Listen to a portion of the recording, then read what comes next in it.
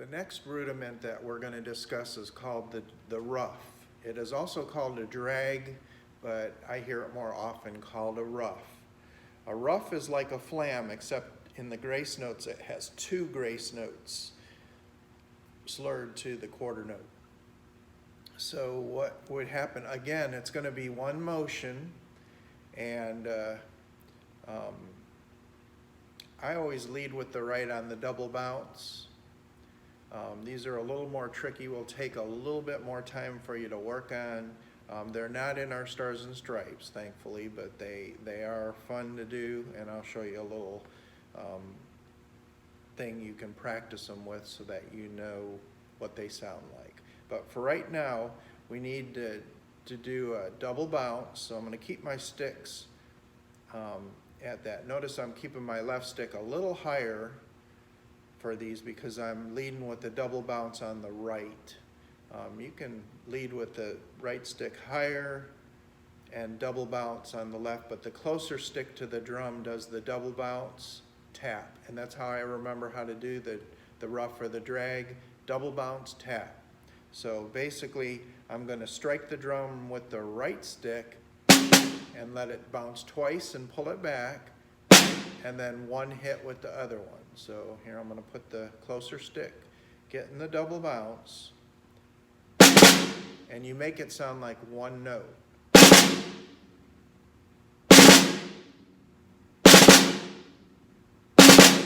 So if you tighten, the tighter you tighten your fulcrum, the faster that bounce is going to be. So I'm not going to want to grab it too tight, because if I grab it real tight, I get a buzz, and I don't want that. So I'm going to loosen my thumb without making a gap.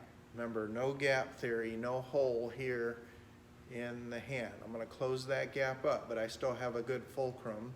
Remember, we can check that. Put the stick over our shoulder and flick with the index finger and bring it over. It should feel the same way. That closes this gap up if you can do that.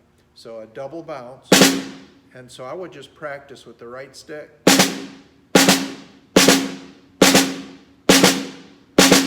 That I can get two. Then with the left stick, a little harder. Again, our fulcrum is the thumb squeezing. Don't squeeze too tight, and you'll get a buzz roll or crush roll. So I'm going to loosen my thumb just a little bit. Again, not having a gap in between here. I don't want a gap in there at the fulcrum point. And then, remember, I'm rotating this hand. Here's a way to practice that.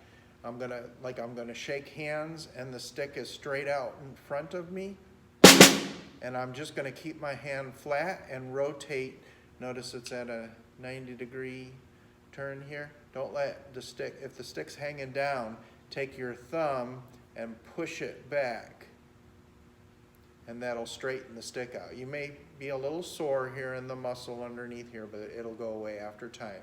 And then I'm just going to rotate my hand. It's the same motion. Keeping that thumb pushing on there, not too hard. And then I'm just going to split my fingers and go to my traditional grip, thumb to knuckle, very important. And then I'm going to rotate, double, double, double, double, just like that. So same thing. So until you get a good double bounce, you're not going to want to continue trying to put them together. But remember, it's double bounce tap. So here we go, slow, right stick's close to the drum, so he gets the double bounce, tap. Now it's opposite, so I got the other stick up high, double tap, sorry, and then double tap.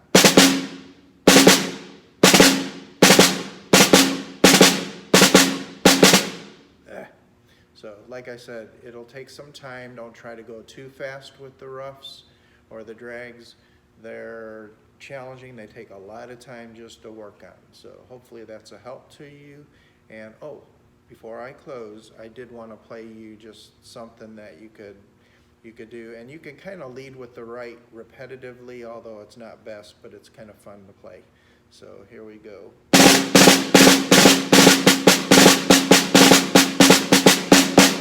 could play something like that, that's where that comes. Those are all ruffs or drags right at the beginning.